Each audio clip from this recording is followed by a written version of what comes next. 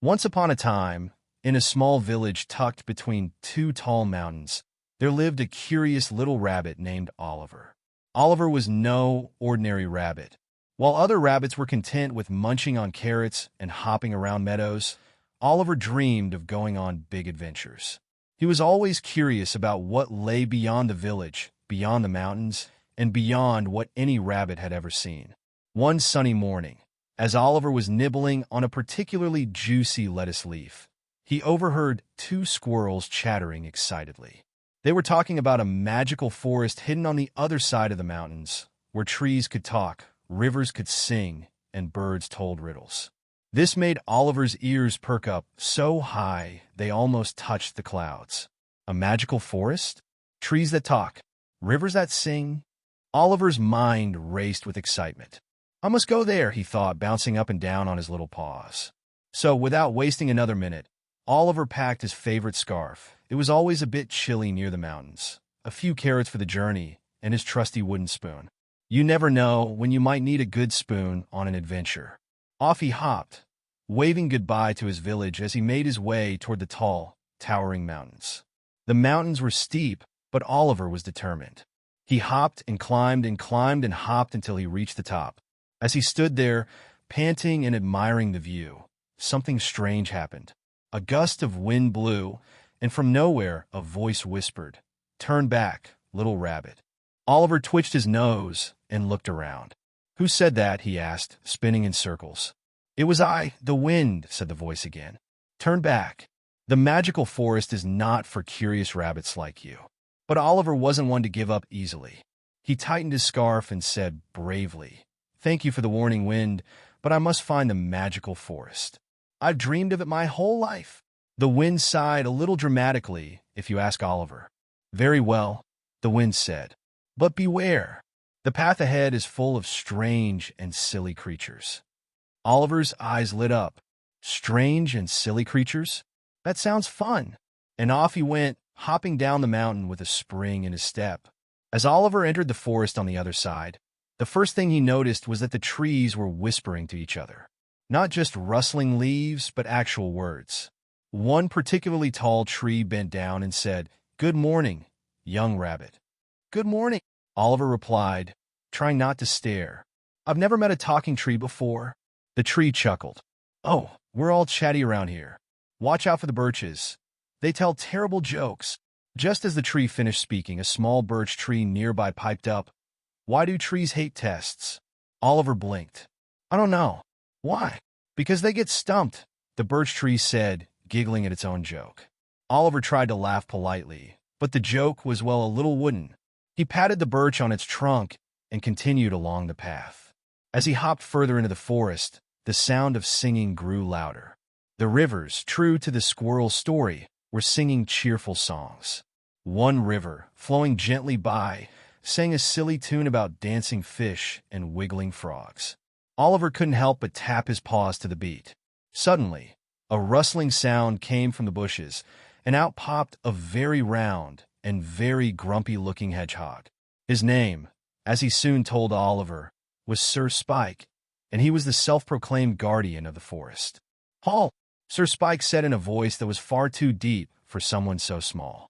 "Who dares to enter my magical forest?" Oliver, trying his best to look brave, said, "It's me, Oliver the rabbit, and I'm here to explore the magical forest." Sir Spike squinted at Oliver, then muttered, You're very small for a mighty adventurer, and you don't even have armor. Where's your sword, your shield, your shiny helmet?" Oliver looked down at his fluffy white fur and said, "Well, I have a scarf and a spoon." "A spoon?" Sir Spike's eyes widened. "Ah, a spoon? You must be the legendary Spoon Knight, the one foretold in the great hedgehog prophecy." Oliver blinked. Yes. Yes, of course. I am the Spoon Knight." He held up his wooden spoon proudly. "Well then, Spoon Knight," Sir Spike said, bowing slightly, "you are welcome in our forest. But beware! Danger lurks around every corner. And by danger, I mean terrible puns and mischievous squirrels." As Oliver continued his journey, he met all sorts of creatures. A wise old owl who loved riddles but couldn't stop sneezing because of all the feathers in the air, a family of frogs who were practicing for their big leap Olympics, and even a very confused turtle who kept trying to race a rock. The rock always won, to be fair. But just when Oliver thought he'd seen it all, he reached the heart of the forest. And there, in the middle of a clearing, stood the most magnificent tree he had ever seen. Its trunk was wide and covered in shimmering silver bark, and its branches stretched up to the sky like a giant umbrella. "Welcome, brave adventurer," said the tree in a deep, gentle voice. "I am the elder tree, the oldest and wisest of all trees in this forest." Oliver stared in awe. "I've traveled so far to find this magical place. Is this where all the magic comes from?" The elder tree nodded slowly. "Yes, young rabbit.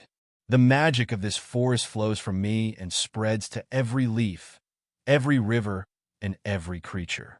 "Wow," Oliver whispered. "That's amazing. But tell me, little one," the elder tree said with a twinkle in its bark. "Why have you come here? What is it you seek?" Oliver thought for a moment. "I guess I wanted to see the world beyond my village, to find something magical, something different." The elder tree smiled. "Ah, but magic isn't just in forests like this. It's in every corner of the world, even in your own village. You just have to know where to look." Oliver tilted his head. "Really? Even in my small village?" "Especially in your small village," the elder tree said kindly. "Magic is in the way the sun rises every morning, in the way the flowers bloom, in the laughter of your friends. Adventure is wonderful, but never forget the magic of home." Oliver smiled. "I never thought of it that way." With a gentle wave of one of its branches, the elder tree said, "Now go, Spoon Knight. Your village awaits your return. And don't forget to use that spoon wisely." Oliver laughed, feeling lighter and happier than ever. He said his goodbyes to the trees, the rivers, and even Sir Spike, who was now busily polishing his quills. With a final hop, Oliver made his way back over the mountains, through the meadows, and finally back to his village. When he arrived, the villagers were curious about where he had been. "Did you find adventure, Oliver?" they asked. Oliver grinned and said, "Oh yes, and I found something even better." From that day on, Oliver still dreamed of adventures, but he also learned to appreciate the little magical moments in everyday life. And, of course, he never went anywhere without his trusty wooden spoon. The end.